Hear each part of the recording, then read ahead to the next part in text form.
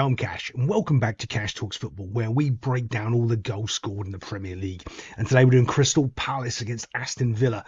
And we're not one of those fan ranty channels. We don't do drama clicks here. We do technical analysis and try to, well, basically teach a lot about football from my many years of coaching from all over the place. Aston Villa losing to Crystal Palace isn't a surprise because Palace is a difficult place to go to. And one of the things when you're doing sort of like sports analytics, one of the most, one of the first things you generally look at is where are you playing? What's the home stadium like? What's the home fans like? How do the home fans react? And Crystal Palace is one of those places where you can go and you can lose. But they didn't just lose, they got battered. And there's a couple of points I'm going to point out now for Aston Villa because they're coming up to play in the Champions League. And I'm going to see if I'm right. I'm going to be, if this is going to happen in the Champions League as well, because you can see it's a long old season when you're playing in the Champions League and there's a different mindset. I don't know if you've ever done like you're doing your normal job and then you decide to do a qualification or a degree or something and extra stress kicks in on you and you're okay for a certain amount of time. By the way, it can be anything. It can be you've just got another responsibility in your life, whatever it might be, that wasn't there previously, and you're okay. You can do it for 6 months. A good friend of mine always said you can do anything for 6 months. If you've got to drive an extra hour to work every single day, you can do it for 6 months. But then what happens is fatigue starts to set in, problems start to arise, and those mistakes that you weren't making at the start of the season or anywhere near, you're starting to now. And I'm going to show you a couple of those with Villa, which don't happen because they're pretty solid at the back, but they're happening, and I'm going to see if it carries on through the rest of the season. So we're looking at this ball in, and they look pretty organised right there, okay? But there's a difference of being organised and actually trying to win the ball. You can see the Palace players are all up for it. They're all on their toes. They're ready to go, while the Villa are just kind of in their shape. And, well, okay, great. But do they win the ball first? As this ball's played in, watch. He's ran between two Aston Villa players to get into a pocket of space because they're just not quite sharp enough. And it's only that. And you go, well, that's crazy, I know, but that is a lot at this level. And that comes down to mindset and fatigue. They've got some great reinforcements, Villa do. What's his name? I'll come. His name will come to me in a minute. I think he's absolutely fantastic player. But yeah, he was on the bench for Villa. But you can see that pocket of space is opening up. Look, you can see how much space he's got to do anything with the ball. And there's just no Villa player, even though they're all in their line, even though they're all close enough, no one is there reacting to the actual ball. So, yeah, they're in their shape, doing their discipline, doing the thing, but they forgot to win the football. And this is even more worrying. Okay, so if you watch what's going on here, have a look around at every other Villa player. They're all magnetised to this spot, opening up this pocket of space right here. They're just all sort of gravitated towards it, panicking a little bit and opening up that pocket of space where the goal's going to end up coming from. These pockets of space are important because if you catch them early, you can shut out dangers. You can see, oh, I've got to cover it. Like whoever number 27 is here should be just covering straight away, but they're not. They're all fixated on this ball. So when that happens, look, boom, it's all too late. Running in, tapping it in, getting himself an easy goal. I've got to show him kicking the ball in the goal because kind of that's the point of the game, isn't it? A lot of teams don't know it's about kicking the ball in the goal. They think it's about stats and statistics, but it is about getting the round thing. It is a magic round thing into the net box. And if you don't know why it's a magic round thing, stick around on this channel because it is one of the most important things in football. Actually, I'll tell you now, the magic round thing. It's a simple thing that can take away your energy or give it to you. Someone puts that magic round thing in your goal and it can deflate all your energy. You put it in someone else's goal and it gives you energy. Football is about energy and momentum. I've mentioned it a couple of times. I don't really get into it into too much detail because you can get in all sorts of trouble for what I'll say about the energy and all that sort of stuff when you're actually talking about football and how you can control the energy and emotion in the game. But I will be putting it on one of my Patreon videos coming soon. Oh, and I did mention Patreon. I really haven't put much of an effort into it because I'm going to make basically 95% of what I put out over there is going to be free. There's only be a very few things that's going to be, behind the paywall because I don't really believe in that. I do believe in giving people as much free knowledge as you possibly can. And here's some, because here's a massive problem with VAR, right? All of this is smoke and mirrors because I actually know for a fact that they cannot decide in real time here as you're watching whether or not he's onside or offside with VAR. They can't. They do not have the technology. So let me explain to you why very, very quickly. They can't determine when he releases the ball to whether or not he's offside. They don't have the technology to zoom in and find out whether or not he's touched. Because remember, it's when the ball leaves the foot. They don't know whether or not he's released it or not, and they are drawing these lines by hand. This isn't computers, like you think it is, or whizzy. They're basically drawing on. They don't have the automated offside because they do not have the technology that they do in the Champions League, and they were supposed to, and they don't. So when you see all these nonsense offside decisions, the only thing he focuses on is he kicked the ball yet? Because if he's still got the ball, well, when he kicks the ball, is he onside when he kicks the ball? You don't know, because they don't actually do that part of it. They just put these little lines here, and it's all for show. Absolutely for show. And actually, I think he's on. Well, just be fair, I think he probably is onside, but it's so tight to call. You should, to me as well, you should always give the benefit of the doubt to the striker, because we want to see goals, don't we? And it makes people change the game a little bit, but that's never going to happen. Let's move it on. However, this one does result in a goal, and it's a good old-fashioned. I kick the ball really, really far down the field. Big man headers it. Little man runs in behind and scores a goal. But what can we spot from this straight away? Look at the body shape and the defensive shape of the Crystal Palace player. He's looking away, eyes closed, not even trying to challenge for the ball. Now also, look at how tight he is in a line, exposing that gap. Remember we were just talking about those gaps? These are the gaps that cause problems. So if you're back a couple of yards, I'm just talking 1-2 yards there, that's the difference. You can still cover your player, but you're also covering your space. You've just got sucked in in. Yeah, he's just got sucked over. And now it's just a bump. Do you see? If he was where he needed to be and he was properly in position, he would have been able to address that and there wouldn't have been an issue. That 2 yards makes a difference. I do this thing when I'm oh god, it's so interesting when you actually show people their foot movements and how they sort of encroach towards the ball and they don't actually hold their shape properly. You'll be shocked at how many players do it. One of my favorite ones of doing is when you show people they step backwards to run forwards. People go, that's not a thing. It is. Most people take a step back to run forwards. They lose half a yard. There you go. If you want to be a great football coach or a great player, learn that one little thing. I might break it down on a video one day on to show you guys, but the amount of people, I'd say 9 out of 10 people take a step backwards to run forwards. Yeah, you don't think you do, but you do. Let's move it on. Little bounce. This is quality, actually, right? So one of the things people don't really understand is about skill. They just think it's right. Skill is the ability to select the correct technique in the right situation. Okay, so that's whether or not I head the ball, knee the ball, pass the ball. What do I do? This is skill. He's under pressure. Oh, pardon me, a little bit burpy. Sorry, pardon me, I burped.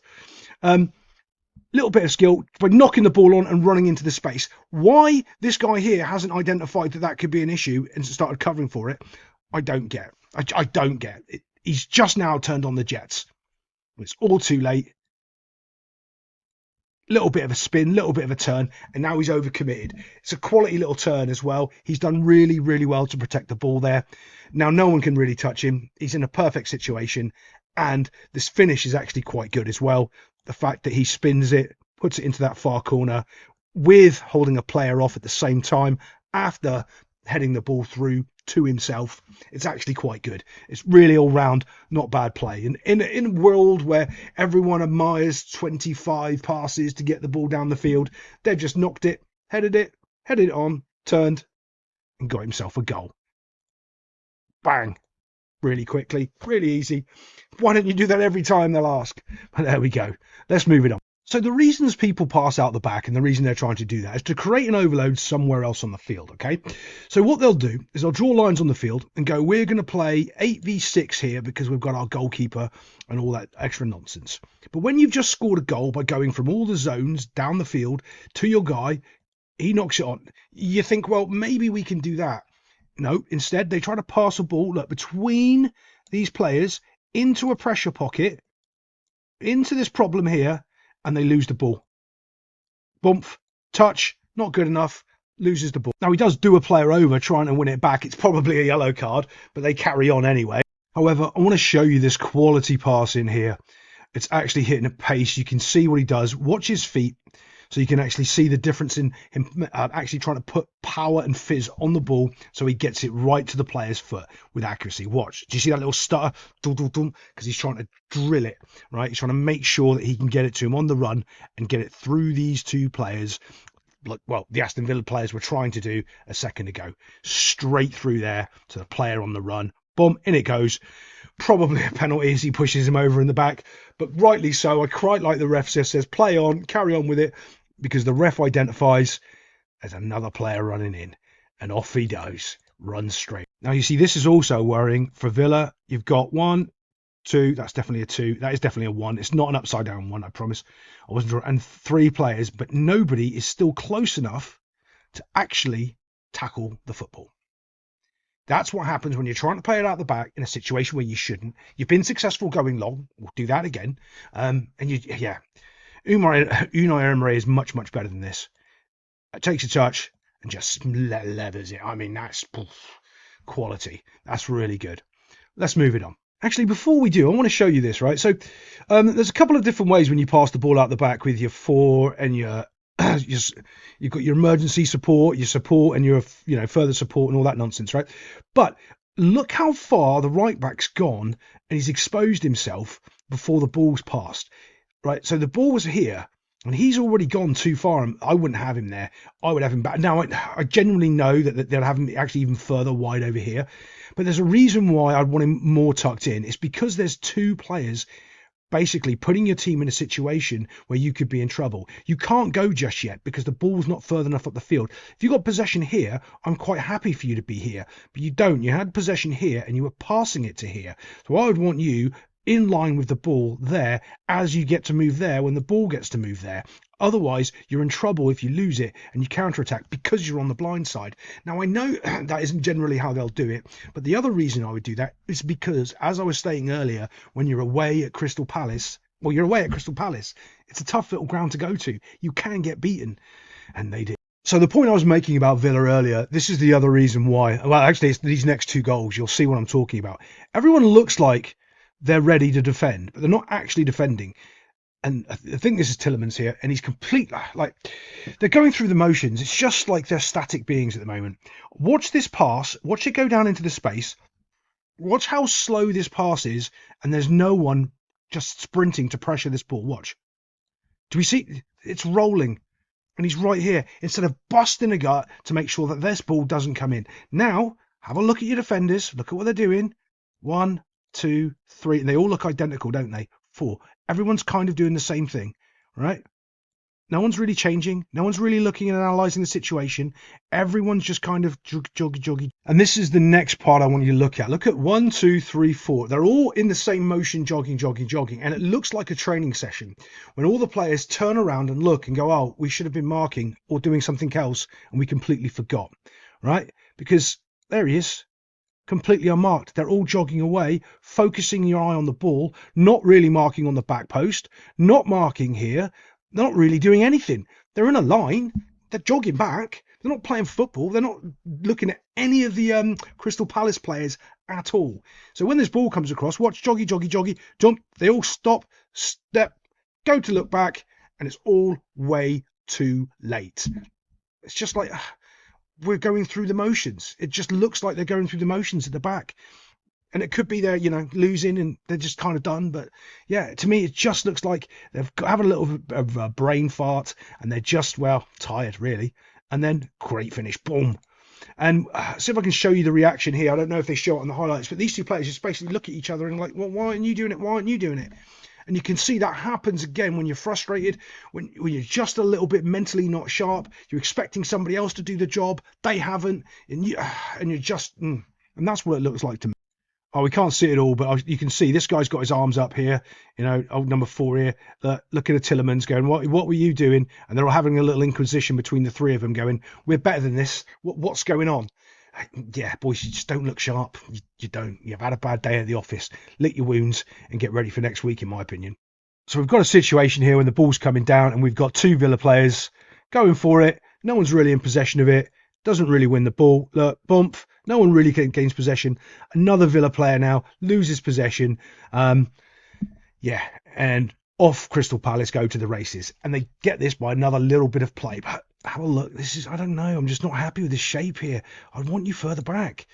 Yeah, and it is 2 yards. It's just 2 yards. That's all I want you. Just 2 yards. So you're a little bit further. Getting caught and getting exposed. But look at this. That is where all of the Villa players are, pretty much. I know he's isolated. I know I'm ragging on him, but back heel, onto the run, and away he goes. Very, very simple, very, very effective. But there's no Villa players anywhere near covering for him. And that's why I'm saying it's like, yeah, it could just be a bad day for him. But I think there's just a little bit too many mistakes for them. And it's a team that doesn't make these sort of mistakes. And that's why I'm sort of bringing it up a lot more. I do like the reaction here, though. He knows he's in trouble. He can't do anything. He knows the ball's going to go behind him here. He's not getting too tight to the ball, which is good. And he's just waiting for the pass. And look, he's spinning, reacting. His turn is perfect. It's great, actually. I mean, that's the exact spin turn he wants to do. But look at the Aston Villa defenders again. Every single one is focusing on the ball, not actually marking, not actually paying any attention to the Crystal Palace players. The Crystal Palace players get to do what they want inside the box. It's just like Villa, we got a line, we're dropping, we're doing our thing. Oh, we're supposed to... No, we didn't see the player. No, we didn't see him. So after a little trample, he gets caught under his feet here. You don't need to see that. That's all that's happening. Completely unmarked. 1, 2, 3 players, and nobody marks or even gets close. And I'm not saying, okay, you're marking him, going, oh, no, you're following the runner. Like, he's running into the box. You're nowhere near the football. You know you can't challenge for the football, but you can challenge this player here. And you just choose not to. You just choose to focus on the ball and try to do what? I've got no idea what you're trying to do. Fires it across, and it's a tap-in. Yeah. Shocking, really. But yeah, hopefully Villa will pick it up for the in the midweek. Whenever they play in the Champions League. I think it's next week. And I'll see you next time on Cash Talks Football. Oh, well done, Crystal Palace.